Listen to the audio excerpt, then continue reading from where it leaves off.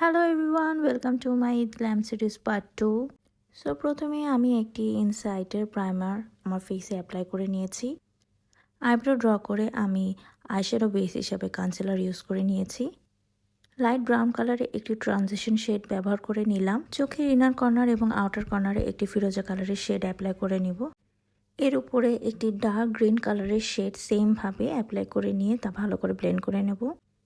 এবার মিডল পোর্শনে আমি একটি কপার গোল্ডেন কালারের শিমার অ্যাপ্লাই করে নিয়েছি এবং তার উপরে একটি লুজ পিগমেন্ট ব্যবহার করে নিয়েছি।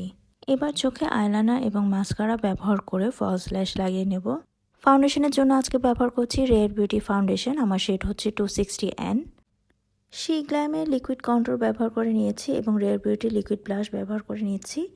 এবার আমার হাইলাইটেড পয়েন্টগুলোতে শি গ্ল্যামের একটি কনসিলার ব্যবহার করে নিচ্ছি। হুডা বিউটির ইজি বেক পাউডারের সাহায্যে আমি পুরো ফেসের মেকআপটি সেট করে নেব। এবার চোখের নিচে কাজল অ্যাপ্লাই করে নিয়েছি এবং একটি গ্রিন কালারের শেডের সাহায্যে তা ভালো করে স্মাচ করে নিয়েছি। তারপর মাস্কারা অ্যাপ্লাই করে নেব।